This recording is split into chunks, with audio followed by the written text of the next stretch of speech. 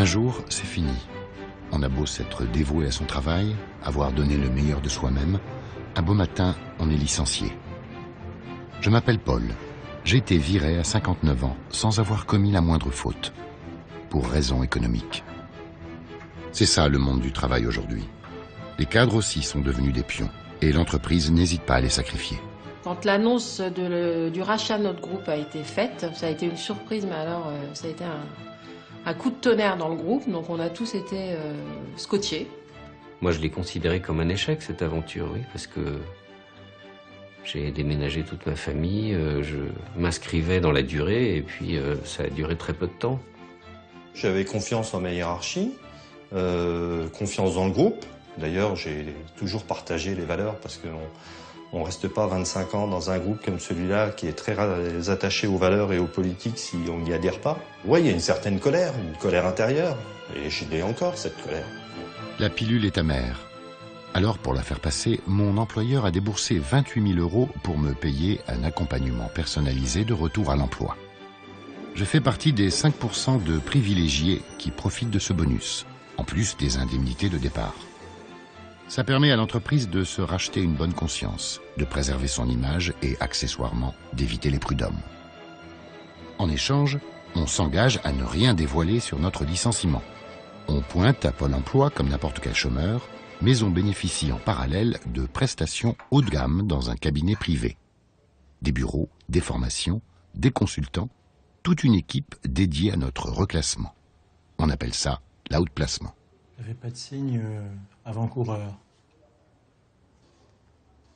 Il n'y a pas un moment où tu t'es dit, non, ça sent le roussi? Non, parce qu'en plus, j'avais eu effectivement un entretien d'évaluation, mais qui datait de plusieurs mois auparavant. On m'avait pas dit, ça va pas du tout, attention, il faut que tu redresses la barre, sinon on prendra des dispositions. On m'avait signifié par courrier ensuite qu'on avait confiance en moi et qu'on comptait sur moi, que je connaissais les processus. Et après, pas d'écho. Donc voilà, dans la procédure, j'ai trouvé ça très brutal. Parce que voilà, j'ai été sorti de l'entreprise, si je puis dire, en l'espace d'une demi-heure. Je trouve qu'il y a une violence dans l'entreprise, enfin pas dans l'entreprise, dans le monde du travail, il y a une certaine violence. Et que, heureusement qu'on est là pour faire décharger cette violence, pour faire tourner la page. Notre vrai métier, il commence là, c'est faire le deuil de ce qui est arrivé, et dédramatiser, et dire qu'on peut avoir un avenir ailleurs, et qu'il ne faut pas s'attacher à son entreprise, sauf à y respecter le contrat qui existe, ça c'est le minimum. Mais pour moi, on n'est pas marié à son entreprise, quoi. Enfin, voilà. Il y a une part d'injustice. Il y a une certaine part d'injustice parce que, tout à l'heure je disais il y a une partie de culpabilité, mais on l'a naturellement, parce que je pense que tout homme, on se dit, bon, qu'est-ce que j'ai pas fait, où j'ai failli. Et là, du jour au lendemain, oui, c'est quand même assez violent. La vie de famille, elle s'est construite autour de ça pendant des années. Je veux dire, il y a la vie sociale. On se dit, la vie sociale, qu'est-ce qu'elle va être? Alors tout ça, on n'y pense pas, hein. Mais sur le coup, oui, on se dit effectivement, non, pas moi. Alors l'idée, c'est pas de remuer non plus pendant toutes les séances le couteau à la plaie. Mais c'est de se dire, à partir de là, qu'est-ce que j'en retire? Et qu'est-ce qu'il faut que je mette en œuvre pour demain, ça ne se reproduise pas. Et peut-être de mettre aussi le travail à sa bonne place. Mais il est bien évident, compte tenu de votre âge, c'est-à-dire un âge de sagesse, 47 ans, hein, oui. Vous êtes très jeune, mais sur le marché de l'emploi, surtout en France, malheureusement, ça pèse un peu plus. On est vieux. Donc, je peux vous aider à reprendre un peu le recul par rapport à tout ce qui s'est passé, déjà pour que vous puissiez, pendant cette période d'un mois et demi d'introspection, de bilan, enfin on l'appelle de différentes manières, hein, mais d'introspection, se dire, ben voilà, je reprends confiance, je réfléchis sur ce que je veux faire en termes de projet, de poste, d'environnement. La deuxième partie, évidemment, c'est une fois que le projet est bien clair, c'est qu'on parte sur de la communication. Comment vous allez communiquer? Je vois que parler de vous, vous mettre en avant, c'est pas forcément quelque chose qui est naturel chez vous. On va pouvoir le faire ensemble. Puis on passe à la troisième phase qui est vraiment la recherche d'emploi. Donc c'est vraiment du coaching au quotidien sur les différentes démarches que vous allez entamer. Aujourd'hui, lorsque l'on parle de sortie de l'entreprise, ce n'est plus lié simplement à des histoires de performance. C'est souvent l'inadéquation entre, à un moment donné, entre un salarié, un cadre, un dirigeant et son environnement professionnel. Ça ne remet pas en cause sa valeur. D'ailleurs, tout le travail que nous faisons ici et dans l'ensemble des cabinets d'outplacement, c'est d'essayer de leur montrer que leur valeur n'est pas en cause, leurs compétences ne sont pas nécessairement en cause, mais qu'en revanche, on va essayer de les aider à trouver le bon environnement, celui qui va leur convenir. On vit quand même une drôle d'époque. Plus il y a de cadres sur le carreau, plus le business de l'outplacement prospère. C'est la logique du marché. On a créé le besoin de ces structures qui réparent ce qu'une entreprise a cassé en nous pour mieux nous préparer à la suivante. Première étape, le bilan. À coup de tests de personnalité, on est évalué, remis en question, invité à changer de comportement pour ne pas reproduire les mêmes erreurs. Comme si nous étions responsables de notre perte d'emploi. Eh bien bonjour, donc je vais me présenter, vous expliquer comment ça va se passer. Donc je suis Claire Moreau, j'ai une formation de psychologue alliée à une formation de graphologue. Alors au tout début, j'aime bien donner une impression générale qui ressort de l'étude graphologique. Et pour vous, j'ai trouvé un homme à la fois concret et affectif. Et il y a ce côté de précision, de rigueur, de travail bien fait, mais Trop. Alors, là, j'ai trouvé que vous aviez un côté perfectionniste. Oui. Et que tout est important. Et je me suis même posé la question de savoir si vous saviez dire non. Des cabinets, comme celui dans lequel je suis, t'aident à te reconstruire. C'est là-dessus qu'ils font leur business, hein, finalement. C'est finalement un hébergement psychologique au départ.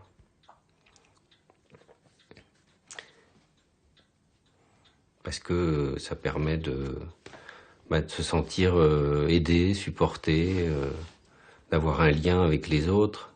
Ce qu'on ne retrouve plus beaucoup dans le monde de l'entreprise.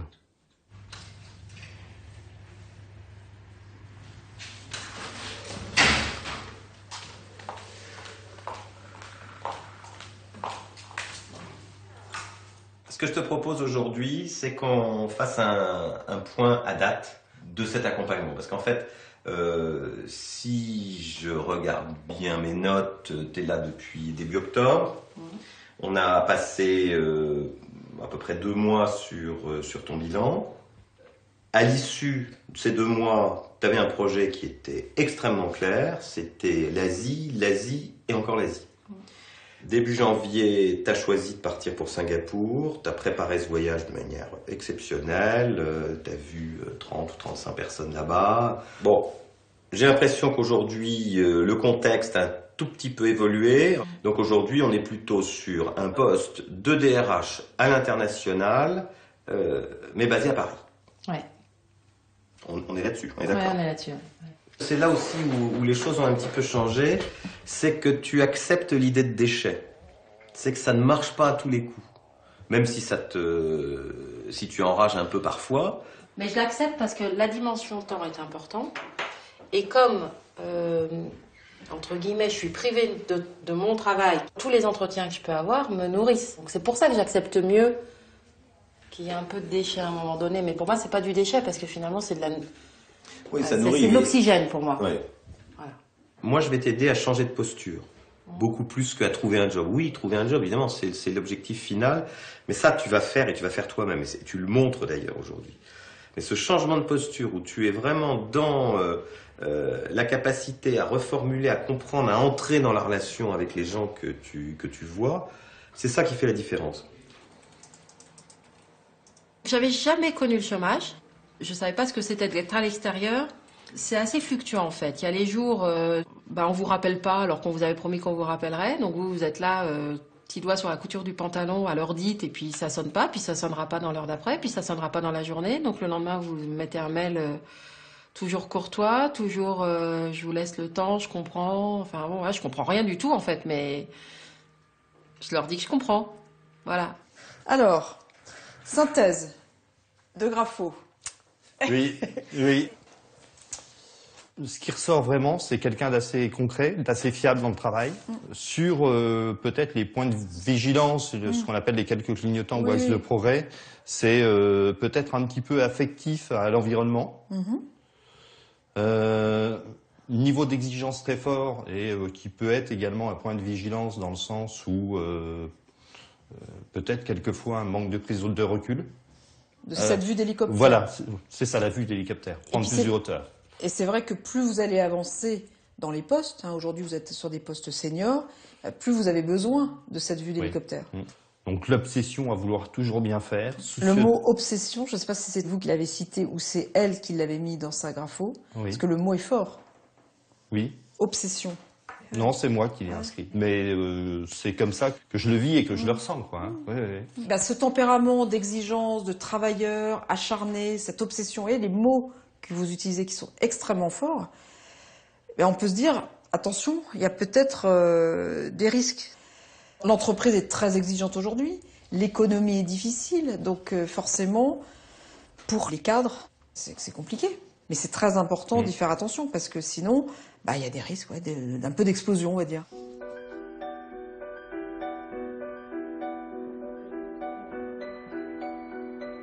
Le monde a changé, l'entreprise a changé parce qu'elle a dû s'adapter au monde actuel, à l'économie actuelle.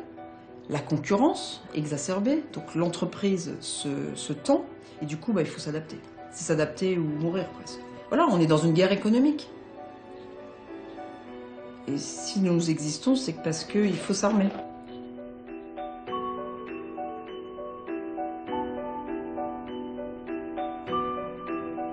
On dit que l'outplacement a été inventé pour réinsérer les GIs dans la vie civile, pour les rendre employables. On nous voit comme de bons soldats perdus qu'il faut réadapter, reconditionner. Après le travail sur soi, on nous apprend le marketing personnel. Établir une stratégie pour se vendre, appliquer des tactiques de communication, s'entourer de compagnons de lutte et développer son réseau.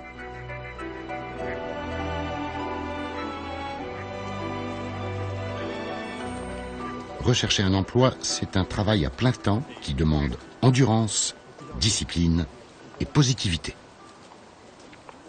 J'aime bien dire dynamiser le mental par un effort physique, c'est vraiment ça. Donc il se passe beaucoup de choses. Et moi j'ai appelé ça plein air comme air, réseau, parce qu'il y a beaucoup d'échanges informels qui vont créer une amitié, quelque chose qui va durer après. Donc tour à tour, comme vous ne vous connaissez pas tous, puisque vous avez fait des petits groupes en route, l'idée c'est que la personne qui va se présenter va se lever et parler d'elle, mais entre 30 secondes et 1 minute, pas plus, pour dire qui elle est et ce qu'elle recherche. Jean-Sébastien, tu prends la suite? Jean-Sébastien Boivin-Champeau. Non, on t'entend pas là. Jean-Sébastien Boivin-Champeau, j'ai 46 ans, 2 enfants mariés et j'étais chef de projet pour les systèmes d'information. Donc mes axes de recherche, ils sont effectivement sur ce genre de projet. Ça, c'est mon premier projet. Puis le deuxième, c'est aussi d'arriver à rentrer dans un secteur qui me plairait beaucoup, qui est le secteur des énergies renouvelables. Au prochain. À toi. Jean-François Roitel, j'ai 47 ans, je suis marié, 2 enfants. Je viens de la grande distribution également, un peu plus de 20 ans. Ce que je recherche pour l'instant, j'avoue que c'est encore un petit peu, c'est encore assez vague. Non, mais on démarre, voilà. Hein.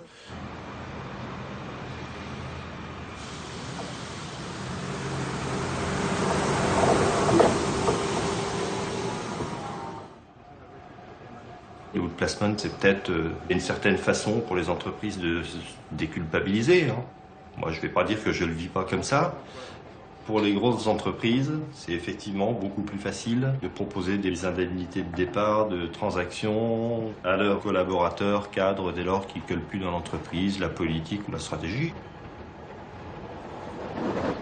Ce que je vois surtout aujourd'hui, c'est mon intérêt personnel, ce que ça m'apporte et puis ce que ça va m'apporter demain. Quand je vais à l'agence de Pôle emploi,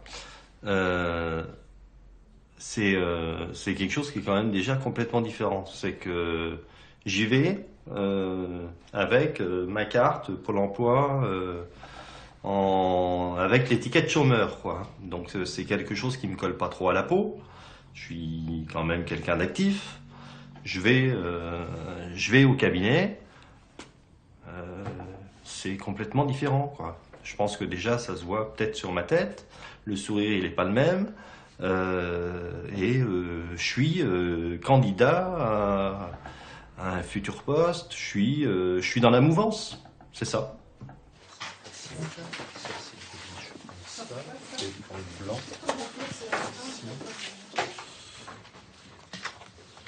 Bon, ouais, je pense que j'ai fait le tour.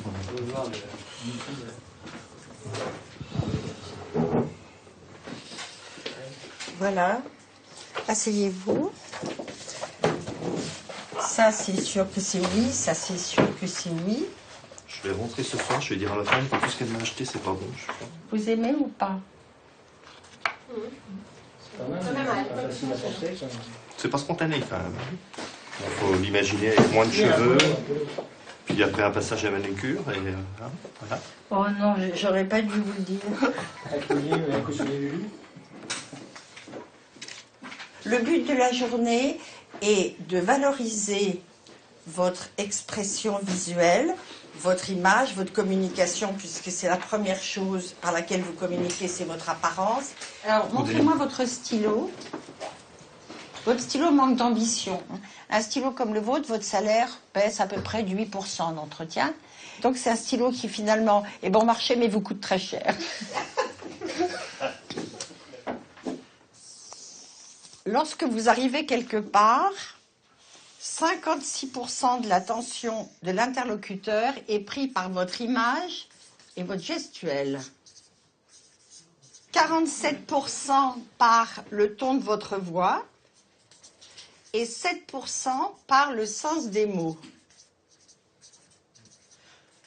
Ce qui, en français clair, veut dire que vous êtes vu en entretien, vous êtes vu, vous êtes entendu et vous êtes compris.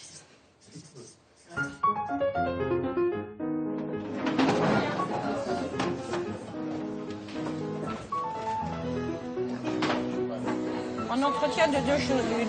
Ou ils vont vous prendre ou ils vont pas vous prendre, c'est binaire. Pour moi, c'est du gagnant-gagnant l'entretien et non pas quelqu'un qui a le pouvoir et quelqu'un qui n'a pas le pouvoir. Il ne faut pas se positionner en demandeur, en fait. Mais je pense qu'on en prend conscience quand même là, parce que c'est quelque chose que moi personnellement, je ne fais pas naturellement lors des entretiens que j'ai. C'est-à-dire je ne me positionne pas comme ça. Aujourd'hui, pour décrocher un poste, on doit donner l'image d'un gagnant, se mettre dans la peau et même dans les vêtements du candidat idéal. Moi, on m'a dit que mon costume en velours faisait campagne, qu'il fallait que je change de look. Il faut aussi cacher toute faiblesse, modifier sa posture, son discours, son langage. En outplacement, un cadre ne dit pas qu'il a été licencié. Il est sorti de l'entreprise. Il n'est pas en recherche, mais en transition professionnelle. Et surtout, il ne prononce jamais le mot chômeur. Ça fait peur. Il est candidat. Le processus de reconditionnement pour l'entreprise est en marche.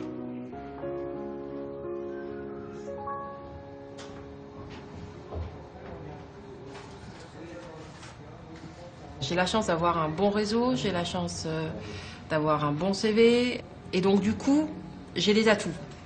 Et donc j'ai pas mal de rendez-vous, je suis appelée, j'ai des pistes, mais ce qui est difficile, c'est, et je sais pas si les enfants le sentent, mais mon mari peut l'entendre, c'est, y a des moments où vous vous sentez plus seul, où on vous pose plus de questions. Moi, ça m'est arrivé récemment, on est allé déjeuner ou dîner chez des copains, et personne m'a demandé où j'en étais. Alors, il y a une sorte de pudeur, vous êtes malade, on va pas vous demander comment ça va, parce qu'on sait que ça va pas, parce qu'on sait que tout le monde sait que vous êtes malade, mais en même temps, moi j'aimerais bien en parler.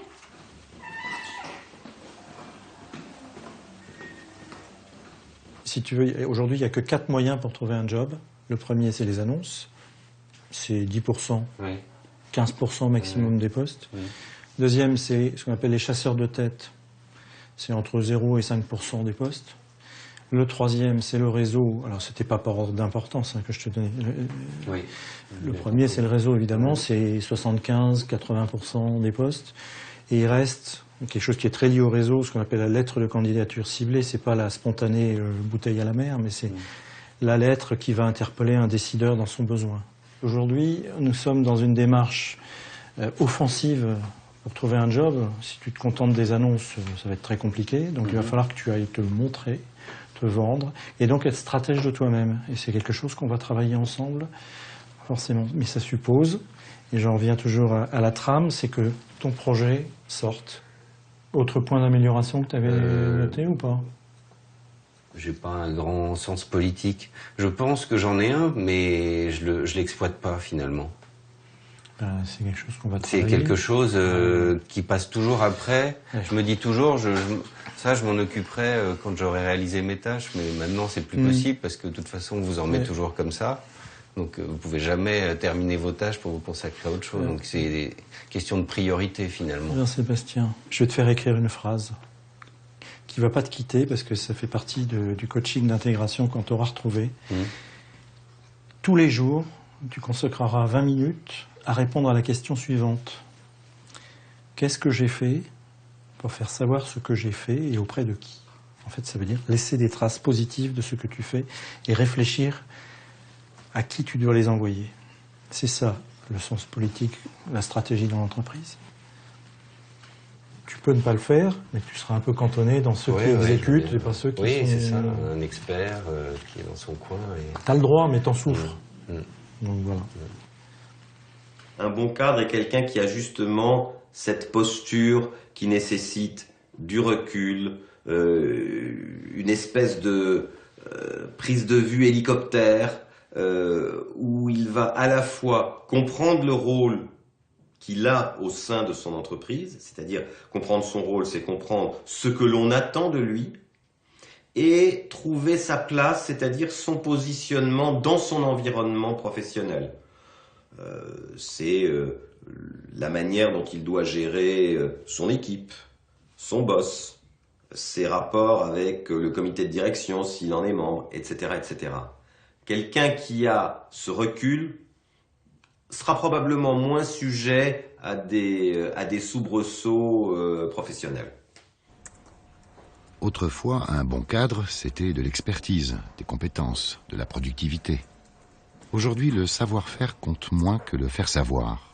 Il vaut mieux être efficace dans la communication que dans la production, être stratège plutôt que loyal. Alors, à longueur d'atelier, on s'entraîne, on répète, on apprend son rôle, jusqu'à cloner le cadre idéal.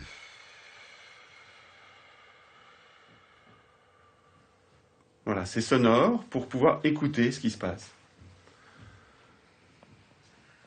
Très bien, on place les épaules, cage thoracique proéminente, menton parallèle au sol, regard de tueur en face de vous, parallèle au sol aussi. Et vous vous rappelez ce que je vous ai dit, quand vous pouvez plus tenir la position, vous lâchez d'un soupir et ça vous fait naître un sourire.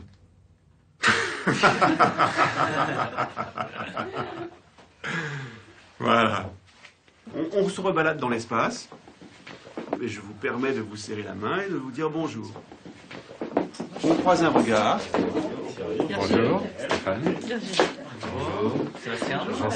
L'exercice commence une fois que vous êtes face à face. Le visage face à moi. Il n'est pas face à moi. Ah bon? Non, il est un peu comme ça. Ça va? Voilà. Et là, on passe notre chemin.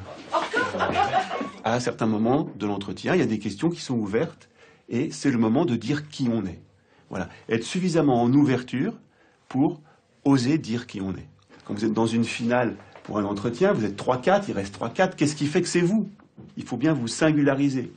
Alors, qu'est-ce qui va vous singulariser? C'est le fait, justement, d'avoir ce lien qui se crée. Si ce lien ne se crée pas, c'est inconscient dans la tête du recruteur. Mais, bon, on dit, je le sens pas. Je sens pas, c'est quelqu'un de mystérieux. Est-ce que c'est pas quelqu'un qui m'a fait quelque chose de très brillant? Mais je sens pas quel homme, quelle femme il est derrière. Est-ce que c'est pas quelqu'un qui va nous péter dans les doigts dans 3 semaines? Voilà, j'ai besoin de savoir quelles sont les valeurs, quelles sont les qualités, et que je crois dans ces choses qui sont dites. Bonjour. Bonjour. Jean-Sébastien Boivin-Champeau. Je vous remercie de me recevoir pour cet entretien. Avec plaisir. Mon objectif est d'échanger avec vous sur mon projet professionnel. Et je vous propose qu'on puisse échanger. Je ne sais pas de combien de temps vous disposez. 10 minutes là, même pas. 10 minutes, ça va être peut-être un peu court. Est-ce qu'on peut se proposer de faire un quart d'heure, 20 minutes?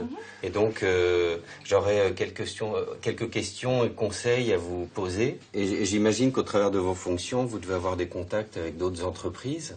Oui, bien sûr.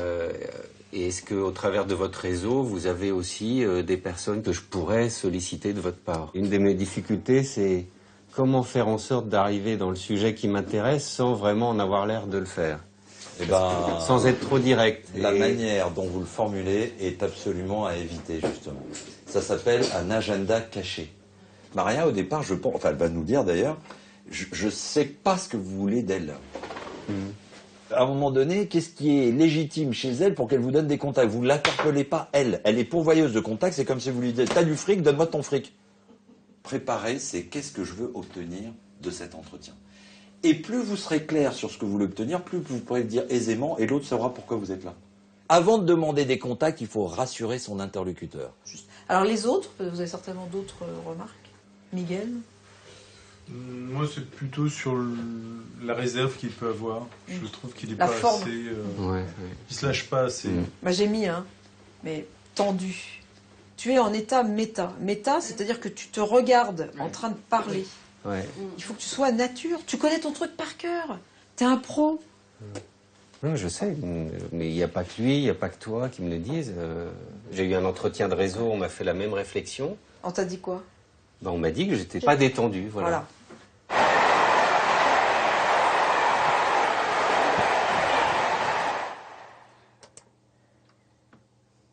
Aujourd'hui, les entreprises demandent clairement le profil qui... on le voit d'ailleurs dans les annonces, on parle souvent de moutons à 5 pattes, voire plus. Aujourd'hui, les entreprises n'ont plus le temps ou plus les ressources pour se permettre de former les gens, même s'ils ont des compétences, ils veulent quelqu'un, notamment sur des cadres confirmés qui... c'est plug and play, quoi. C'est j'embauche, j'achète et le lendemain, il est opérationnel. La chemise à carreaux fins, c'est pour illustrer que c'est pas le carreau bûcheron, tu vois, c'est le petit carreau. Dis donc, ce qui est très joli, c'est le raffinement entre ta chemise qui a un petit point diamant et ta cravate est parfait. Et veux-tu que je te dise, comme ça avec un entretien, je te promets rien, mais tu peux même passer cadre. Tu peux peut-être trouver un job de... Oh là, c'est formidable. C'est quand même formidable. Merci Marie. C'est bizarre parce qu'on me dit souvent que je suis crispé en entretien, et moi je ne le sens pas et je me sens pas du tout stressé. Non, je sais pas comment faire. Ah ouais? À part boire un whisky avant. Moi je trouve que le fait de ne pas se sentir crispé, c'est plutôt bien. Moi oui, mais en face, les gens me disent... je pense que, comme le dit Marie, je cherche trop à contrôler le truc. Ouais. J'ai pas eu d'entretien encore sur la partie... Je suis toujours sur la partie projet. Oui. Oui, j'ai eu des réponses par rapport à des entretiens. Ça s'est pas conclu.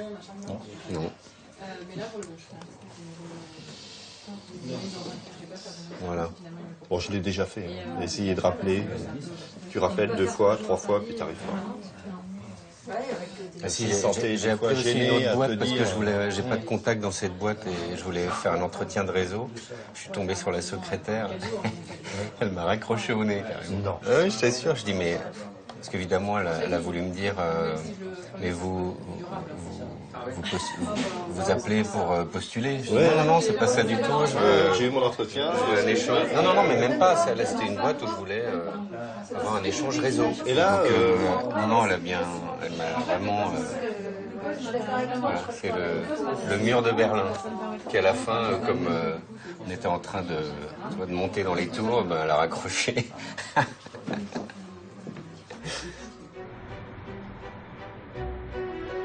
Une fois surentraîné, notre image corrigée, notre argumentaire rodé, On devient des professionnels de la recherche d'emploi, des experts en marketing de soi. Transformé en produit, on est enfin prêt à se vendre sur le marché, à partir en campagne, comme on dit. Reste que le processus de sélection est impitoyable. Pour sortir du lot, il faut à la fois coller à ce que veut l'entreprise et rester soi-même.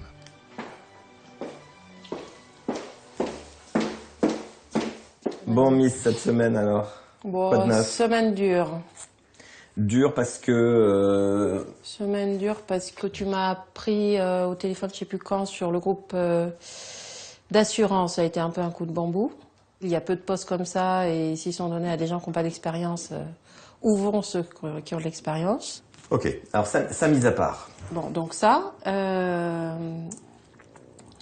Ensuite, et dans la série Mauvaise semaine, le groupe qui me fait avancer soi-disant sur des entretiens, où ça doit faire... C'était le 3 juin que je les ai eu au téléphone la dernière fois pour me dire qu'ils allaient me contacter pour prendre rendez-vous. Nous sommes donc le 19 et j'attends encore. Donc c'est clair qu'ils ont des points d'amélioration en RH. Non mais ça fait juste 8 mois que je te dis que le temps n'a pas la même valeur pour Non eux. mais et pour et ça j'entends bien. 3 juin, 19 juin, 16 jours. C'est trop. Mais oui, c'est trop pour toi. Mais Mais pour oui. eux, c'est rien, 16 jours. Non, mais les 16 jours, c'est rien. Sauf qu'ils m'annoncent fin juillet. Donc fin juillet égale fin août, égale 3 mois. Oui, oui. Attends, Et on a mis 3 mois et demi à décrocher un rendez-vous le premier. Claire, tu as plusieurs fers au feu. Oui, mais justement, celui-là, il me plaît. Ouais. Alors attends, si je suis très provoque, je Vas-y. dirais ça c'est un peu enfant gâté, quoi. C'est oui, il te plaît, bien sûr. Mais dans ma sémantique, moi je dis, t'es un avion de chasse. C'est-à-dire que ça va à 200 à l'heure. C'est bien, mais part du principe que les autres vont pas forcément à la même vitesse que toi. On est des millions de chômeurs en France, mais il y a ceux qui ont la chance d'avoir de l'accompagnement et des boîtes à outils, etc. Et puis les autres. C'est deux mondes. Vous avez deux chercheurs d'emploi. Un qui a la chance d'être accompagné, guidé par des gens dont c'est le métier à temps plein. Et un autre qui est tout seul. Honnêtement, dans le contexte économique dans lequel on est, je pense que c'est doit être vraiment, vraiment, vraiment très, très dur. Si tu veux bien, le jour où on a prévu notre point téléphonique, bah, c'est que tu m'envoies un tout petit peu avant le plan que tu as mis en œuvre avant de partir, quoi, parce que ça va être juste avant que tu partes en vacances, là. Mais j'ai pas breaké depuis... donc moi là, j'en ai un peu ma dose, là. Non, mais pas ma dose, mais j'ai envie, j'ai pas le sentiment... Attends, je suis pas en train de te dire que tu fais rien. Je te dis qu'il faut te couvrir ou te préparer. Ouais, bien sûr. Après, mais avec ce tableau, j'ai quand même un suivi, j'ai mis des dates de recontact, je sais où j'en suis. Non, mais Voilà. c'est très clair. Je suis juste en train de te parler de mon expérience des vacances. Et que tout le monde prend des vacances généralement au même moment. Bah oui. Et donc tout le monde oublie tout. Avoir envoyé un petit truc avant, on dit coucou, je pars en vacances, je suis toujours joignable, mais je reprends contact avec vous à la rentrée si vous n'avez pas bougé, c'est tout. Enfin, c'est de la méthode. Voilà. Oui, j'ai bien compris. C'est tout. Et t'as quand même des trucs qui avancent, hein. Ouais, mais je sens que t'es un peu déçu. Je peux te poser une vraie question? Tu consacres quel pourcentage sur une semaine, qui a 7 jours, à ta recherche? Quel pourcentage de temps? Honnêtement. Honnêtement, au moins 60%. Bah ouais. À partir de 70% d'activité, il se passe quelque chose. Donc, tu peux monter encore. Ouais. Tu as le droit, c'est pas un problème. Tu engranges, Non, mais faut c'est que tu pas... passes à un rythme encore un peu plus fort. Je sais que tu as des trajets, je sais. Et tu peux bosser dans les trajets aussi. Hein. Oui. Alors, téléphoner, maintenant, il me semble qu'il y a des lieux où on peut téléphoner dans les trains. Ouais. Tu peux même. J'aime pas téléphoner aux gens. comme ça. Moi non plus, j'aime pas. Mais ça t'appartient. Ok. Je te fais pas un reproche, je te dis que tu peux monter en puissance. Oui. Mais alors vas-y, prépare-toi pour la rentrée parce que là, il va falloir. Oui. Et tu peux signer en septembre si tu y mets beaucoup d'énergie.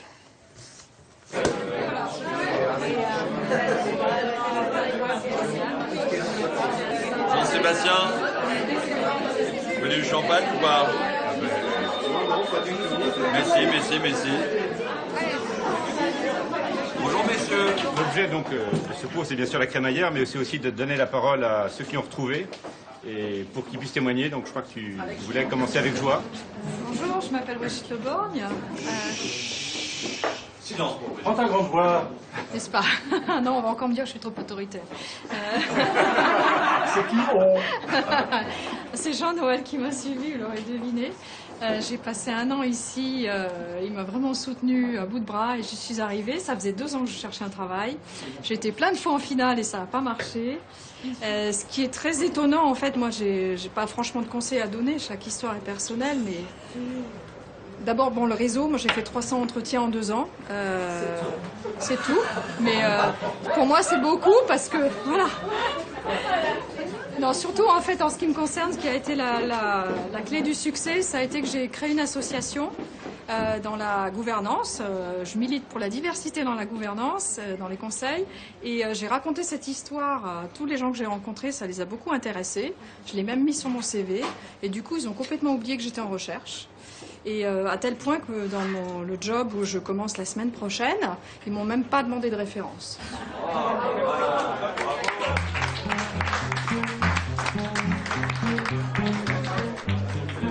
Hier entre collègues, aujourd'hui entre candidats, le rituel du pot de départ nous rappelle l'entreprise. Voir les heureux élus rebondir, comme on dit, ça motive. Et en même temps, à quand mon tour ? Un cadre en outplacement met en moyenne 8 mois pour retrouver un poste. Pour celui qui n'est pas accompagné, c'est plutôt 13. Ces cabinets privés font gagner du temps, mais ils coûtent 10 fois plus cher que ce que Pôle emploi dépense pour un chômeur. Je suis, 20, 25, maximum 30 personnes, ça peut arriver, mais Pôle emploi, c'est peut-être 100, c'est peut-être plus que ça, même par conseiller, c'est peut-être 200. On ne peut pas faire le même métier, c'est pas possible, ils n'ont pas les mêmes moyens. Nos prix ils sont aussi calculés, il faut qu'on vive, qu'on se fasse vivre, on a une structure, des locaux, et nos coûts sont calculés sur des statistiques qui font que voilà, c'est rentable, mais c'est inenvisageable de transférer ça tel quel dans une institution nationale. Enfin, c'est même pas la peine d'y penser, c'est pas possible, au coût horaire, c'est pas faisable. Il manque Nicolas Thibault qui n'est pas là, Bruno Kuhn. Il est où notre partenaire? Mais une personne, soit 2.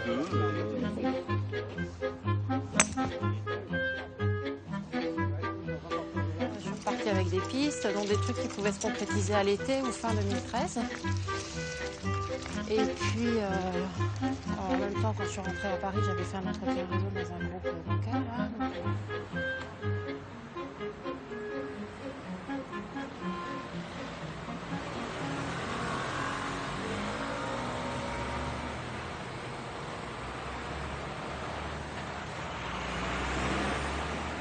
J'ai trouvé, de tous les entretiens et les rendez-vous que j'ai eus, pourtant j'avais eu de l'opérationnel avant, donc quelque part je m'étais dit c'est bien, c'était le plus embarrassant.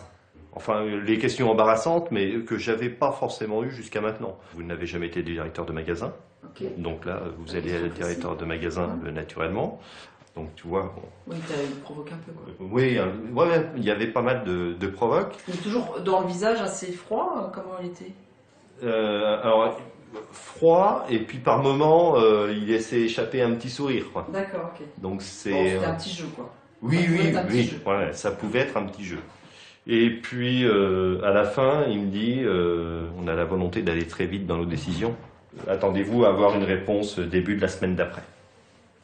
Alors après, tu as peut-être encore une marge de manœuvre en termes de négociation salariale, non? Non. Bah pourquoi tu me dis non? Toi aujourd'hui, tu es à combien là? Tu sors avec combien? 80. Et en variable, ça te fait 90. Donc si tu comptes tout, 90. Ouais. Ok. Et là, ils vont te proposer combien? 54. Ouais. C'est quand même une sacrée différence. Alors après, c'est un truc qui me plaît super. Et puis la condition aussi, c'est de quitter l'Île-de-France. C'est-à-dire que moi, avec ce niveau-là sur Paris, je m'en sors pas. Oui, c'est ça, ce serait ça en province. Donc maintenant, mais je me sens pas en position de force Alors tu commences à me connaître, c'est que avec le cabinet de recrutement, elle a été super ferme là-dessus. Oui.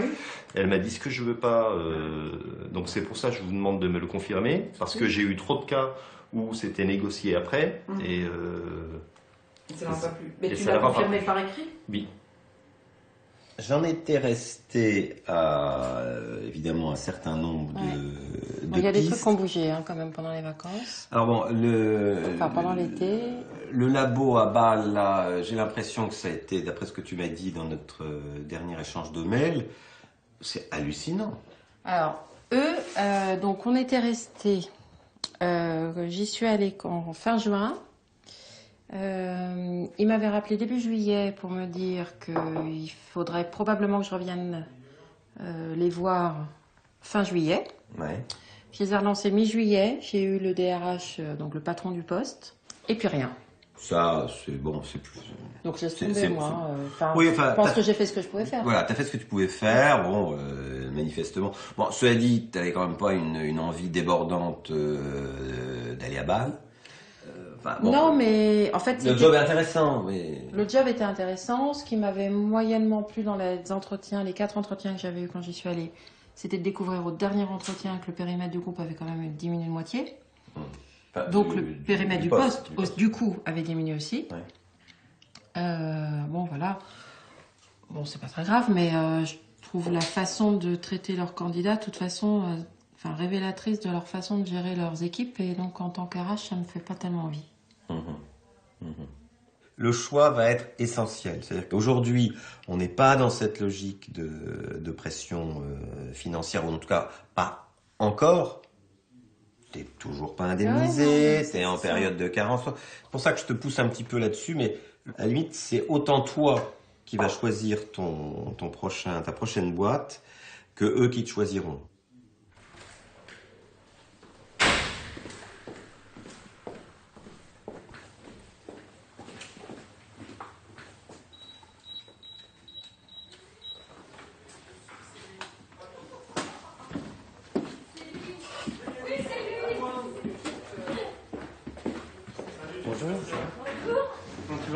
Ça va bien? Ouais. Et comment ça s'est terminé, c'est tout, parce que je n'ai même pas noté ça. Donc si je me souviens bien, il y avait un discours différent entre ce qui t'a été vendu par le management et la réalité sur le terrain quand tu allais rencontrer un de tes homologues, ou c'est un peu ça? Oui, c'est ça. D'accord. Bon. Et tu as fait un retour derrière en disant que tu continuais pas, ou comment ça s'est terminé? Avec le cabinet de recrutement, j'ai fait un point pour dire que je savais plus comment me positionner parce que entre l'entretien que j'ai eu avec le management exécutif et puis ce directeur de projet, j'avais pas forcément le même discours. Et il était d'accord? Enfin, je veux dire, il s'en doutait un peu? Il était un peu gêné quand même. Ouais. Mais il a compris que tu souhaitais pas aller plus loin? Ah oui, complètement. D'accord. C'est juste ça que je voulais savoir, parce que, encore une fois, je veux vraiment que tu sois à l'aise avec ça, et tu n'es pas obligé. Non, mais moi ce qui est important, c'est d'être à l'aise avec les gens. Un relatif confort, entre guillemets, oui. Pour ne pas avoir le couteau sous la gorge. Tu peux encore t'autoriser à choisir de travailler dans des boîtes qui te conviennent le mieux. J'aimerais éviter quand même que ça dure trop longtemps. J'ai bien compris. Mais c'est quoi trop longtemps? La dernière fois, ça a duré quasiment 2 ans, quoi. Et encore, j'ai fait 6 mois de formation, donc... Oui, c'est pas 2 ans. On vit dans l'incertitude, là, quoi. Oui, on vit dans l'incertitude, et puis... voilà, je pense que le marché est de plus en plus difficile. Au bout de plusieurs mois, la pression monte. On se demande s'il faut continuer d'attendre la proposition idéale ou accepter la première offre qui se présente, quitte à revoir nos aspirations à la baisse et même accepter d'être payé 2 fois moins. Et encore, pour les seniors comme moi, ça ne suffit pas. Ça fait 2 ans que je cherche. La semaine dernière, mon cabinet m'a invité à partir, sous prétexte qu'il était temps que je prenne ma retraite. En outplacement, quand on ne retrouve pas de travail dans un délai normal, on devient gênant. On nuit à l'image. Et il faut se battre pour garder sa place.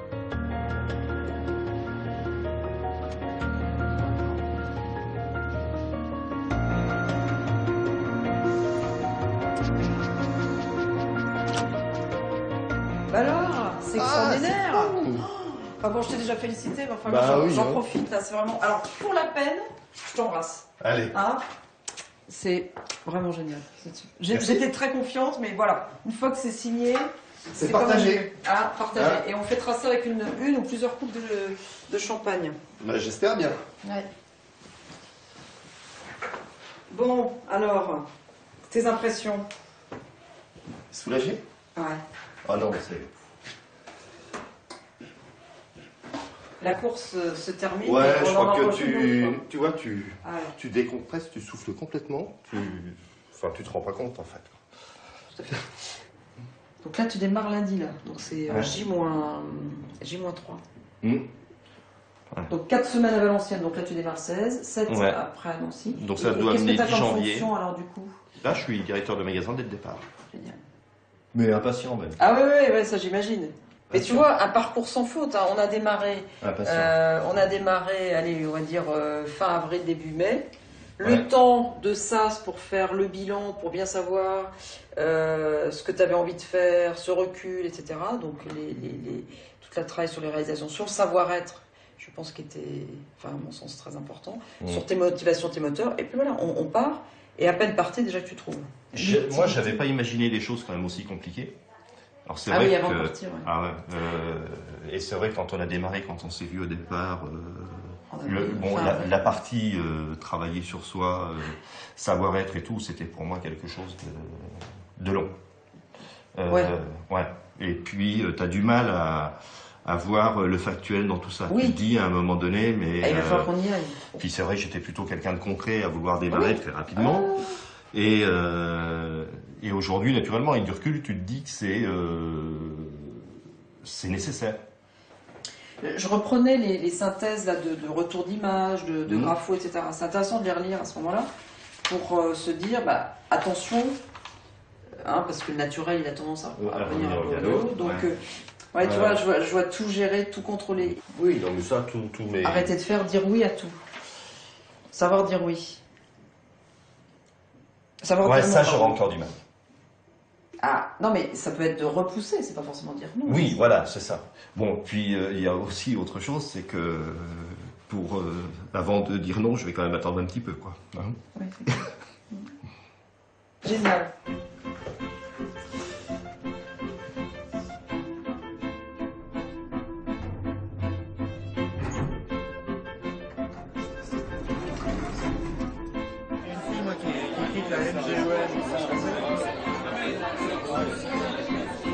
Ben, on est déjà nombreux là. Ouais. Alors moi je ne sais pas qui sont les heureux lauréats aujourd'hui. Ah ouais, je sais pas où sont.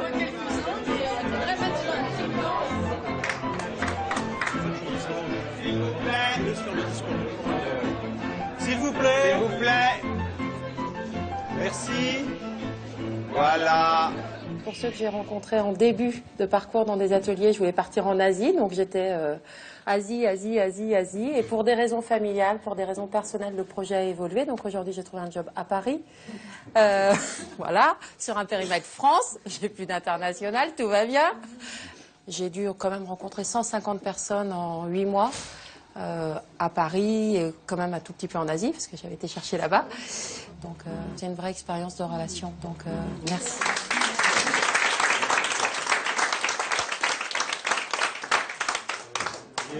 Allez, Jean-Sébastien, il me regarde. Allez.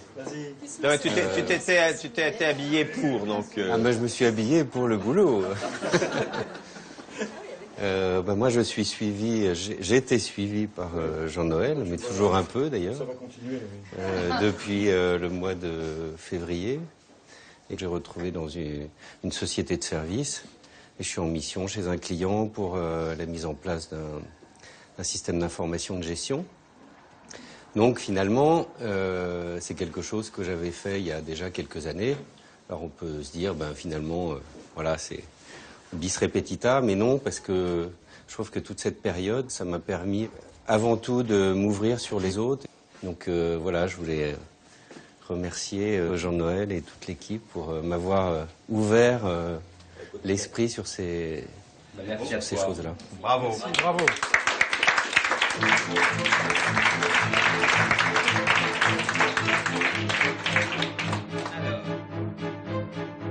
Un accompagnement dynamique, un réseau performant, un mental de gagnant, c'est sûr que ça marche. 8 cadres sur 10 décrochent un nouveau poste en moins d'1 an quand ils sont passés par un de ces cabinets. Mais sont-ils plus lucides sur le monde du travail ou plus formatés, plus instrumentalisés? Certains, comme moi, restent sur le carreau. On nous dit trop vieux, incasable, mal positionné, inapte au changement. Rejeté par le système, on poursuit notre quête dépourvue de sens. L'outplacement a beau vouloir réadapter l'homme à l'entreprise. Si l'entreprise ne veut pas des hommes, le combat est perdu d'avance.